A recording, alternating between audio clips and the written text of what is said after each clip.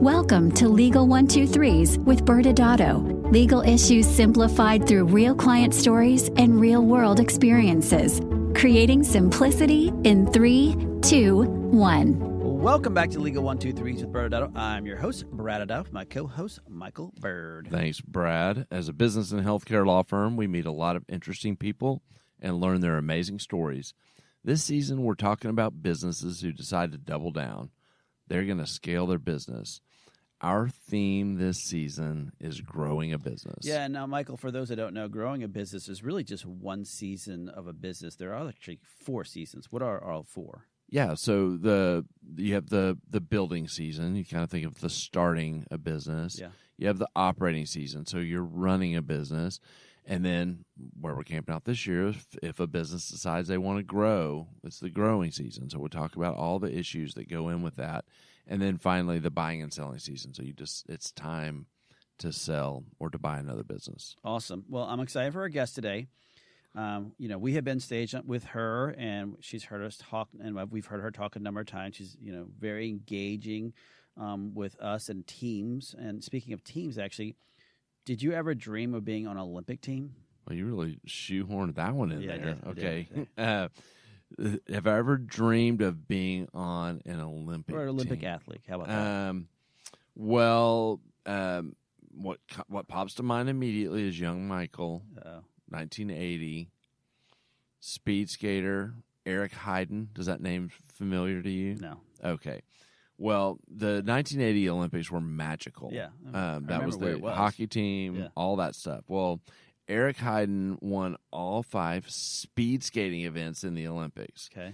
And I was so inspired by Eric Heiden that I found roller skates in my closet that I'd probably worn once ever and worked on my speed skating for at least 2 weeks. Oh, wow. And then I was done after that because it's speed skating and no one speed skates. But that was probably the height of my Olympic dreams, is I thought I was going to be the next Eric Heiden when I grew up for about 2 weeks. Oh. What about you? Obviously, looking over me, I have the body of an Olympic athlete. Mm-hmm. So I really didn't have, but I was really busy, with curling other stuff. Yeah, so I couldn't really get to it. Yeah.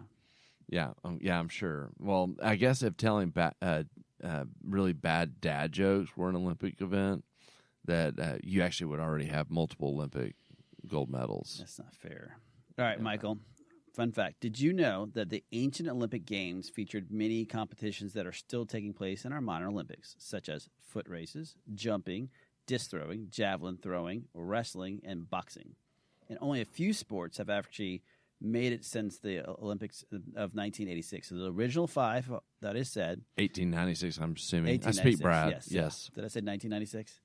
You did. Oh, yeah. This is why I need readers, audience members. The original 5, so what we just talked about, cycling, fencing, gymnastics, and swimming, have all been a part of the Olympics since 1896. And over the years, the Olympics have added new sports. Okay, give us some examples. Yeah, so for 2024, they're adding breakdancing. Oh, man. You already had me in the 80s with Eric Heiden. Now you're really kind of getting me going back. But I never thought of it as a sport. Yeah. And going forward, audience members, in 2028 Olympics, they're planning to add squash, lacrosse, cricket, flag football, and they're actually bringing back baseball and softball.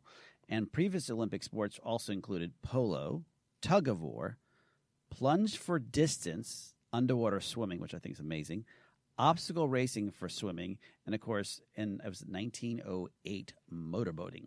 Oh, didn't even know they had motorboats in 1908. Apparently they did. Okay, well, interesting. I assume all this Olympic talk, is based on the fact that the Summer Olympic Games have just closed? Yes, and as you know, we've talked about the Winter Olympics before on our podcast, but this is the first time we ever had a chance to talk about the Summer Olympics.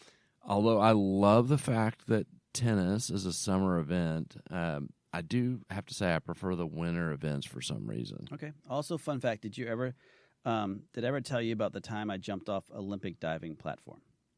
No, but I'm assuming you want to tell me about it? Yes, I do. Oh. And since you love context, an Olympic diving platform is 32 feet high, basically, above the water. Mm-hmm. The height is comparable to a 3-story building, and the platform is at least 20 feet long, and basically before the summer before my senior year of college. Okay, that's enough. I don't want to hear about streaking Brad or other bad decision Brad. You're making me nervous here. So I think we have a nice podcast with a nice fan base, and I don't want you to ruin it. Okay, no streaking. But I did go up on that 32-foot platform and went all the way up the stairs, and there's a guy standing there. I go, "Are you going to jump?" He goes, "No, you can go jump." And again, college bred, so not very intelligent. I think I got more intelligent. I just ran full speed and I jumped off this platform. And it's one of those sensations that I was falling for so long, I realized, oh my God, I'm still falling. So I ended up, crushing it, obviously, and I've had a perfect dive. I'm sure I got a 10. No splash, yeah. No splash I'm at sure. all, right, Yeah, yes. It was a cannonball, probably. Okay, let's bring our guest on, Yes. Brad. Too much Olympic talk. Joining us today is Mary Beth Hagen. Mary Beth is the founder of Titan Aesthetic LLC. She has worked in the aesthetic field since 2005, first with Medicis, which is now Galderma, and then Allergan. She has held roles in sales management, product management, and national accounts. She founded the Learners and Legacies Mentoring Meeting for New and Developing Injectors.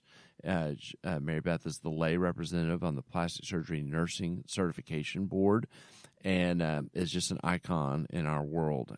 Mary Beth, welcome. Thank you. It's always funny listening to those introductions, but you guys gave me so much material to work with in your opening banter that I'll tell you, it is just like I've got like an entire set of comebacks that I'm ready to throw out at you. But, well, that's perfect, because now I'm going to hit you with that tough one. Have you ever had a dream of being an Olympian? You know what? I have never, believe it or not, had a dream of being an Olympian, but I did want to be a international reporter and wanted to actually go to Russia and be a foreign correspondent. Yeah. Part of that is because you guys were talking about the 1980 Winter Olympics, and Yeah. I do remember Eric Heighton, good Minnesota girl, or at least up north from back then. Yeah. But what's funny is that I'm not sure if a lot of people remember, as wonderful and as many great stories as came out of the 1980 Winter Olympics, we did not participate in the 1980 Summer Olympics because that was when they boycotted because they were in Moscow. Yes. And I actually was an exchange student that summer over in Finland. So was one of the few Americans who actually did get to watch the Summer Olympics that year. And remember, very, very vividly watching there in Finland and watching an Olympic without American athletes in it. That's fascinating. An interesting perspective to have. So, yeah. And maybe that started out my ability to be able to kind of look at things very non-biased. And that's what I really enjoy about my role now in aesthetic medicine, is being able to be someone who can champion and support and cheer for a lot of people within this specialty, and hopefully provide resources that help everybody reach their goals, whether they're Olympics or in aesthetic medicine. Man, that I is love smooth. very smooth. Yeah. I'm glad we have her on. I Should we just know. stop now, or 'cause she's already crushed it? We need to do less talking and let Mary Beth do more. Yes. So that's a great segue, Mary Beth. So I would love for you to share with our audience, especially the ones that haven't met you yet, kind of a little bit about your background, talk about Titan Aesthetic and what you do. Thank you for that opportunity. It is really a labor of love for me. As you said, I've worked in aesthetic medicine since about 2005 and have had the opportunity to hold a variety of roles in the industry side of the specialty. But, what I noticed throughout my career was that we were looking at transitioning from physicians doing a lot of the injectable procedures, especially as the opportunity for patient-based grew. And what I found was that it really is the RNs, the NPs, and PAs who had that comfort with the needle and with injecting, and certainly with the very strong amount of patient interaction and consultation communication, which is key when you're looking at cash or patient choice medicine. Mm-hmm. And so I looked, having worked with a lot of the national accounts in aesthetic medicine, it made me really realize that we are going to see more and more aesthetic practices, and that they were going to have to be staffed by RNs, NPs, and PAs. Because, when you look at what we've developed from a healthcare standpoint in the United States, physicians go to school and they train to be physicians. And there is, it's always fun to listen to your legal ideas about, you know, is aesthetic medicine or injectables, are they a service or are they practicing medicine? And I always tell everybody, not an attorney, not a provider, and don't play one on TV. But what I wanted to do was be able to say, how can I help support injectors? There are a lot of organizations to support the physicians, but there's a real lack of support, and there is no national organization really that provides medical training and business support specifically for RNs and PAs in the injectable community. So Titan's original mission statement really was that we support great injectors in great practices for great patient outcomes. And our goal is really to focus on training and development, to focus on supporting practices that hire injectors and the injectors within those practices. We support peer mentoring and education, not only from a early beginning aspect, but all the way through their career. And then we do a lot of business consulting, compensation work, some exit strategy from the side, many times for the injector who's saying, my practice is getting bought, what do I do? Mm-hmm. And so we've really tried to kind of fill a little bit of a gap in the market to be able to support those RNs, MPs, and PAs who work in aesthetic medicine, particularly on the injectable side. Yeah, and so that leads us into, so since you're helping them, tell us how you help your clients actually attract these right talents that they need. Yeah. Well, and it really has to be a win-win because there has to be the need from the employer or from the practice, and then there has to be the desire and the ability to invest in themselves and to continue to work and grow from the provider side. So we work closely with both those aspects. So when we're talking with a provider, we do a lot of work of helping them really identify three things. Why are they looking to add a provider? It may be that they've lost their provider and they need to replace someone. Mm-hmm. Are they looking at their business that is growing very fast, and so they have more patients than they can handle with their current staffing? Or number three, are they looking to add a different aspect of medicine, and do they need to add someone? And so I think a lot of times people think that they need a different injector or a different staff member for a different reason than what reality would support. So we always try to talk through that, and I do a lot of consulting to make sure that what they're looking for is going to be right to meet the needs of their practice. So why are they looking to add someone? Secondly, how is adding this person going to support the goals of that practice? And I always ask them to talk through what are your short-term and your long-term business goals, because these are businesses, but they're also medical practices. Right. And we need to make sure that they are, thinking about both aspects, the medicine and business. But then the third thing is, have you really thought about what you want that person to do and contribute and how they're going to fit into your total continuum of care practice? Do you have a good job description? So those are the three areas that we really work to support employers before we start an actual search, so that when we do go find someone, we find someone who's a good cultural fit, who has the right innate aptitudes and talents to do the job, and they understand what the job is and what the long-term opportunities are going to be for continuing to stay. I'm curious, just listening to you, for your perspective. So one of the things I would say, if I had to draw a common theme or common problem amongst all of our clients, our practices, whether it's surgeon-owned or non-surgeon-owned, is they say the biggest problem we're trying to solve is recruiting and retaining injectors. Do you agree that that's kind of a one of the biggest problems, and do you have any thoughts on why that is, if that's the case? Yes, and yes. Of course, that's why we have her on, Michael. Okay, good. I do a lot of business consulting, and throughout the last 3 or 4 years, I have spoken with many of the people within the financial sector in different aspects of VC or private equity, or even entrepreneurs who look and hear, ooh, the aesthetic market is growing so fast. It's such a great hot market. And I think what's so interesting is they think about everything around it. Where is my space going to be? What is it going to look like? What are my beds going to look like? What's my EMR system? What's my branding? What are my colors going to be? What's my advertising budget? But the last thing so many of them tend to look at is who is going to be the provider that gives these products and services and the experience to the patients. And the thing that everybody has to realize in healthcare, and this is very much healthcare, is that if you do not have a provider that is adequately trained, that is safe, and that can communicate that opportunity to patients effectively so expectations are matched, you don't have a practice. And it doesn't make any difference how beautiful it is or what your marketing is. If you don't have that provider, especially in a med spa, you don't have a practice.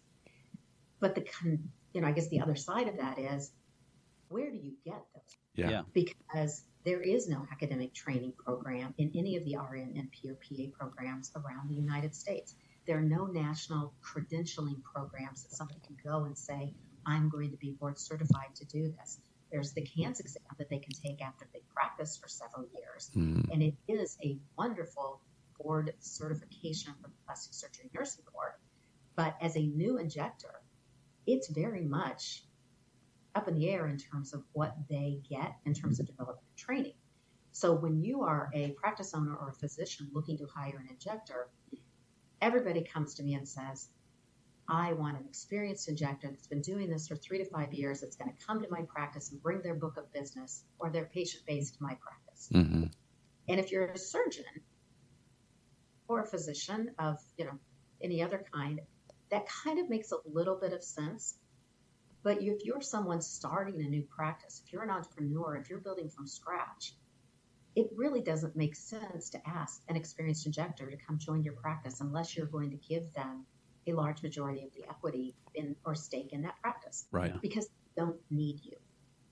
And that's the thing, I guess, that I always want people who think this is an easy area to come into to know that the injectors do not need you as much as you need them. So I always start with that. And you guys probably see this in your world as well. And that's a little bit of where Titan kind of tried to create and close this gap. Yeah. So we let people know we have a program where we can help develop people. But you have to start with, are they the right fit for your culture? Do they have the innate aptitudes to be able to do this well? And are they someone who understands what their role will be as an employee within your practice so that you can invest in them while they're investing in their own skills and knowledge to develop and to be able to help you create this part of the practice. So if someone is a newer entrepreneur, they're starting a new practice, I will always encourage them to hire someone new, hire somebody who fits with your values and your culture, who has the innate skills and you can develop, and they can develop their skills and their patient base as you're developing the new business and the new practice. And So, stay. yeah. And how often, though, when you sit down there, you ask those questions, they look at you like a deer staring at the headlights, like, I have no idea what you're talking about. What do you mean by culture? Or what do you mean as to my short-term, long-term? I just need somebody to walk in here today, and I was told to call you. Like, they don't look at me at the deer in the headlights because they don't acknowledge that at all in many cases. Yeah. But they all say, and there are a lot of experienced injectors that they can find. But what makes experience? Have you worked for some place where 99% of what you've done is laser hair removal? And so now you say you're an experienced aesthetic provider, and this person says, I'm going to bring you into my practice and put you in charge of all my injectables when you've done 5 injectable patients. That's not going to meet the needs of their. So that's why I think a lot of times you see people come in with one idea of what they're going to do in aesthetic medicine, and then literally based on who they can hire, what skills and aptitudes that person has, their practice will then evolve and develop to fit the needs and the services that provider can provide. Excellent. And that's it's very interesting looking at where do we go from what's the original thesis or the business plan to what's the model that we're actually promoting and supporting. That's awesome. I want to get to this because we had a little bit of a side conversation beforehand, and I'm fascinated by this. But, we see private equity in the space, and we see just this energy of growth in this aesthetics world. So, and you have some considerations that go into this. Talk a little bit about, kind of how you talk about when clients come to you and say they want to scale, and what are the things that they should be thinking about? It's such a good question, Michael, and I know that this is something that is definitely on the minds of so many people in aesthetic medicine because of the finance, interest in this specialty. And so I try to first, ask, why are you interested in investing in a medical practice? And it's always surprising to me how many times I will get a response that says, well, I don't want to buy a medical practice. I just want to do a med spa. So no, medical practice isn't. You're signing HIPAA forms. You are providing medical services. There are a whole lot of laws and compliance regulations that you need to be aware of, and that needs to be your first stop and thought with this. Secondly, I will ask them, tell me, you're telling me that you want to build an entire chain of aesthetic med spas or practices.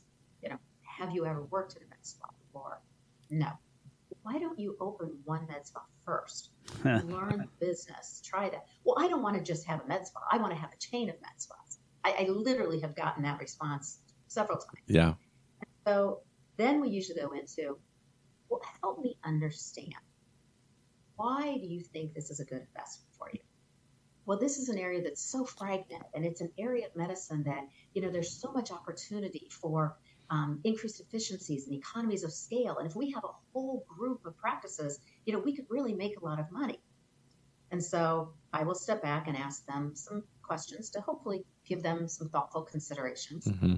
Number one, why do you think aesthetic medicine is fragmented? And, I guess I'm going to throw that back to you guys for a second before I give you my answer. Why do you think aesthetic medicine has developed in a fragmented form? Well, I think I've never been interviewed on my podcast, but I love it. My reaction is that because the nature of these services are elective and it's based on the skills at the hands of whoever, and whether it's surgical or non-surgical, there's an art element to it, especially in injections. That if you partner with someone that does the same thing, it feels like you're partnering with a competitor. And so we definitely see that on the surgical side more than we do on the non-surgical. But I do think it, because of it being an elective business where someone chooses to come to you, it also makes it a lonely business. Well, and you did a great job of describing why it's fragmented from your side in a couple of areas. But I'll throw out another thought to kind of add to that. In many ways, think about who the consumer is that's walking in the doors of an aesthetic practice. They are usually someone who has looked in the mirror and there's something that they wish could be different. Mm-hmm. And so it takes a lot of internal thought to get to the point where you're saying, I'm going to go walk into this place. So it needs to be a place where you feel safe, where you can still feel personal, because I don't care how much we talk about it on social media, that decision to go to an aesthetic provider and walk into an aesthetic practice is still a scary thing for many first-time patients. And I'm not talking about the 25-year-old who's looking for a lip flip or something like that. I'm talking about the 45 to 50-year-old who's spent their life taking care of others. And whether male or female, now they're going, I wish the outside looked like what I feel on the inside. And that feeling of self-investment that the patient is going to make is something that needs to be a very soothing, a very calming, a very trustworthy, and a very private experience. And if you think about a large multi-state chain of med spas with large national advertising, and that's kind of a different feeling from what the average woman feels like the first time they want to walk into an aesthetic practice. And I say woman because it's still 90% of our aesthetic base is still primarily female.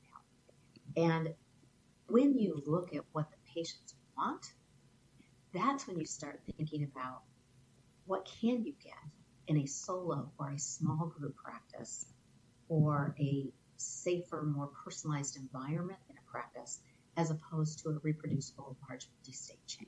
Yeah. So that's one of the things I ask people to think about. It's not about what you want with the business. You have to always stop and think about who is the patient walking in the door and how is your practice going to meet their needs. I love it. Well, believe it or not, we have time for one last question, and I'd love to hear, if you can give a takeaway for our audience today. What should for the employee and employer to really have mutual success, whether or not they're trying to maintain and internally grow or actually scale a business, what should they be thinking about as the one big takeaway you can give them today? You want to think about always creating a win-win for both your injector or your aesthetic provider and for the practice. And that starts with three things. Number one, you have to have the product mix that allows that provider to be able to give great results to the patient with the right product that's going to be able to meet the patient need and their expectations. So always have a win-win with product mix, and don't make unilateral decisions of, we're going to buy this product line because it's the cheapest or because we get a good deal on it. Right. It has to be the products to get the patient results. Number two, think about compensation. And compensation is something that should be thought about in January and not in December. It should always be what are we working toward? What do we need to do in order to allow this compensation need or request to win? So in January, sit down and say, you know what, from the practice side, here are our goals for what we need to achieve this year financially and in terms of where our business is going. And let's talk about what you want, Mr. and Mrs. Injector or provider, from your compensation goals. Great. If you want to make this much money, here's how much revenue I need for you to bring in so that we have enough growth within the practice that we can afford to pay you that. So then when it comes to the end of the year, it is not a provider marching in and saying, look, you need to give me more money or I'm going to leave and go down the street. Right. It has been a win-win plan from the beginning so that at the end of the year, you can have success or you can say, we didn't quite make it. How can we adjust what we're looking at to make sure that next year we meet those goals? And then the third thing that I think really is important with all of that is to continue to invest in education. Education for patients who walk through that door so they know the credentials of the providers there, so they know that this is a place that they can trust, that it's a safe outcome and they follow all the compliance rules. Invest in education for the providers so they're always updating their skills, their knowledge, and what they can do for patients. And then always invest in education from a business aspect for the practice owners, whether it be a physician or a non-provider owner, because they need to stay up on the laws, they need to stay up on compliance issues, they need to stay up on what new products and services, and basically how to keep it successful. Because if the provider leaves, you don't have a business. Right. The business shuts down, provider doesn't have a place to practice. And then the patients are always going to be at the root of it. As long as they keep coming at the door, for providers they love, and an environment they feel comfortable, that's the trifecta of a win. Wow, that's amazing, Mary Beth. I believe it or not, the time has passed. It's flew by. Thank you so much for joining us today. It was really insightful. I know our audience is going to benefit from it. I know that Brad and I benefited from it. What we'll do next is we'll go into a commercial, and on the other side, we could wrap up with a few legal insights. Thank you. Thanks for having me. Many business owners use legal counsel as a last resort rather than as a proactive tool that can further their success. Why? For most, it's the fear of unknown legal costs. ByrdAdatto's Access Plus program makes it possible for you to get the ongoing legal assistance you need for one predictable monthly fee. That gives you unlimited phone and email access to the legal team, so you can receive feedback on legal concerns as they arise. Access Plus, a smarter, simpler way to access legal services. Find out more. Visit ByrdAdatto.com today. Welcome back to Legal 123 with ByrdAdatto. I'm your host, ByrdAdatto, with my co-host, Michael Byrd. Now, Michael, this season our theme is growing a business. And, we had an amazing – Mary Beth came in and dropped some serious knowledge on all of us. Mm-hmm. And she made some great points about, working through your team. But one of the things we both thought was interesting was she raised the point about how are you growing your business. And if you just bring in that outside injector that already has a business, how's that going to impact your actual business? And I know we had some thoughts on that. Yeah, I mean, she nailed a big issue, which is just the transient nature of injectors and them, having their own following and book and bouncing from place to place. But, you pause for a minute and think, okay, well, this injector with their own following shows up to your practice and they've got their own kind of brand that goes to it. And she mentioned their brand starts confusing your brand. So there's a whole, just marketing angle there. But from our perspective in the compliance world, we know what really what happens is that they have their social media handle and they're going to put the before and after pictures from the patients they treat in a practice on their personal social media handle. And so you have a compliance consideration from a patient privacy perspective. Do the consents allow for this patient health information of the practice to go out to a personal social media handle? And then secondly, what happens when that person leaves and takes their book of business and goes to the next place, which happens often? Yeah. Do they have to take those pictures off their social media handle, or do they get to take them with them? Do they have to watermark them and credit it to your practice? There's any number of scenarios, but you want to solve that kind of on the front end, then deal with it on the back end. Awesome. Well, audience members, we will be back again next Wednesday, where a team member from SkyTel, Annie Hockey, will be joining us and talk about another way of looking at scaling. Thanks again for joining us today. And remember, if you like this episode, please subscribe, make sure to give us a 5-star rating, and share with your friends. You can also sign up for the ByrdAdatto newsletter by going to our website at ByrdAdatto.com. ByrdAdatto is providing this podcast as a public service. This podcast is for educational purposes only. This podcast does not constitute legal advice, nor does it establish an attorney-client relationship. Reference to any specific product or entity does not constitute an endorsement or recommendation by ByrdAdatto. The views expressed by guests are their own, and their appearance on the program does not imply an endorsement of them or any entity they represent. Please consult with an attorney on your legal issues.